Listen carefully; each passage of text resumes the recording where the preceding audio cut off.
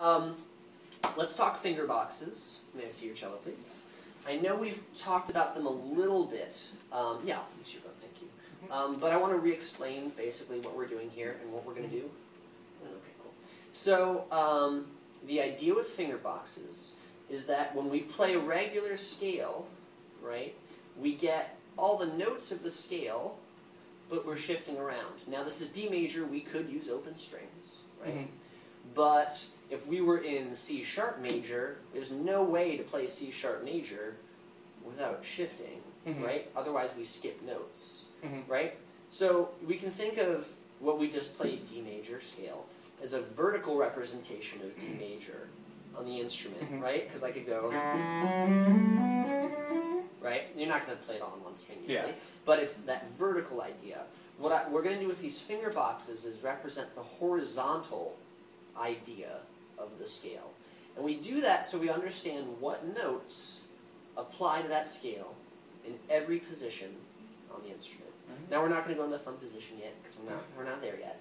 So I'm just going to demonstrate a few of them, and then we'll try it out a little bit, and then we'll move on, and that'll be our homework for next week. Okay? All right.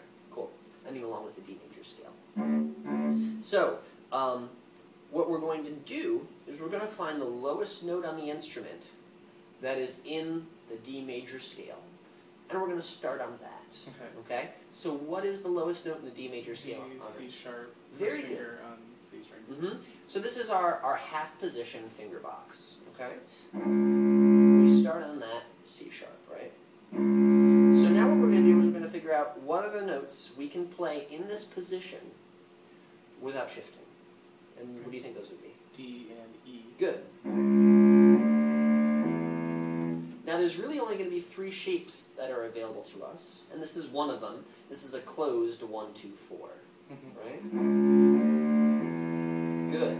Now we'll go to the next string, the G string. Okay? Now, since we're in half position, I like to do something a little special.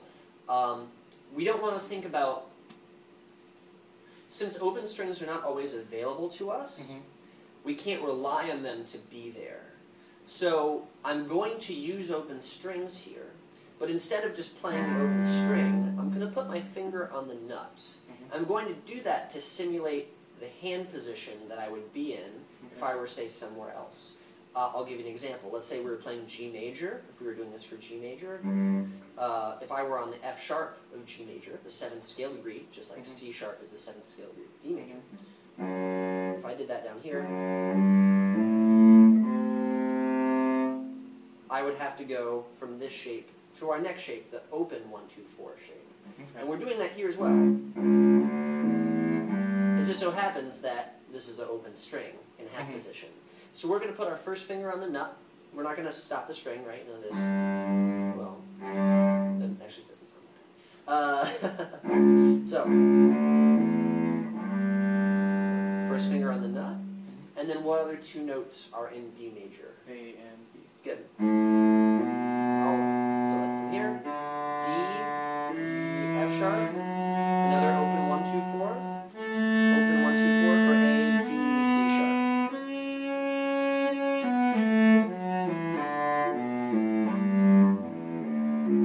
Right, and this is a great chance to work on this idea of our hand shape really remain consistent throughout the position, our wrist and all this stuff moving together, right? So that'll be our half position one. I'm also going to show you the first position one, so you get the idea. This one makes a lot more sense, I think, because we're so used to playing D major with open strings in first position. So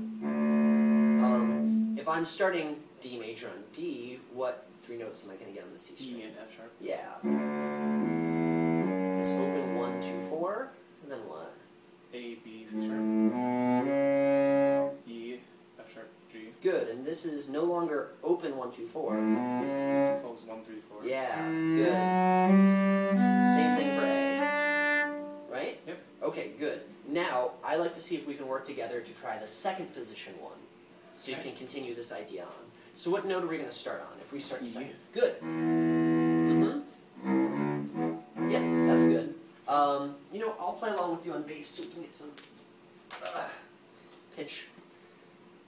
smashing.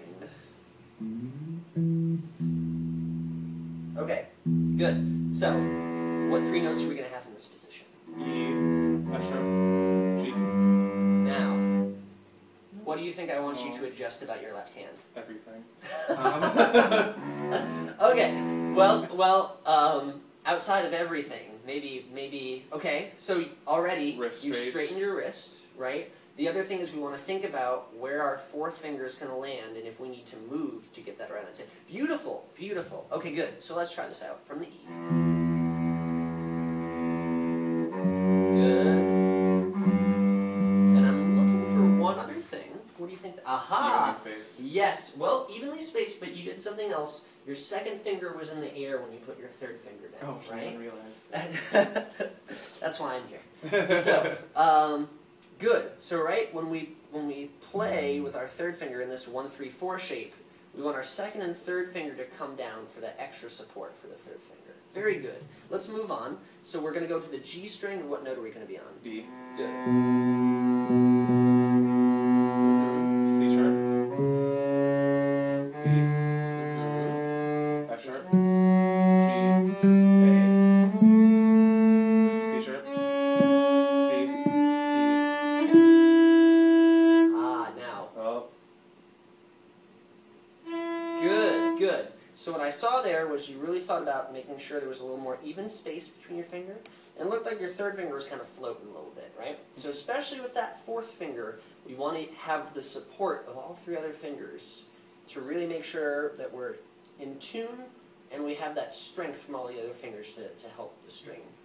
I help the finger make a nice, clean sound. Yes? Good. Okay. So what I'd like us to be able to do for next time is go all the way up to starting on the G, right? So that'd be fourth position. Okay.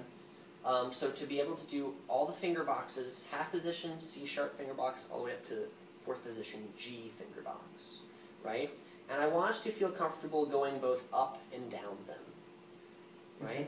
So a few ways to practice that might be starting at the bottom of every one and going up, and then start at the bottom again, go up, start at the bottom, go up. Start at the top and go down, shift to the next one, start at the top and go down, right? And then alternating. Do half position going from the bottom up, and then shift to first position and go from the top down, Okay. and then repeat. Or the exact opposite of that, right? Or starting even in the G position one, at the top, go down, shift back, go up, shift back, right? So just getting really comfortable with what notes of D major are available to us in every position. And that's going to be really helpful when we start improvising. Yeah? Fantastic. Really, really good.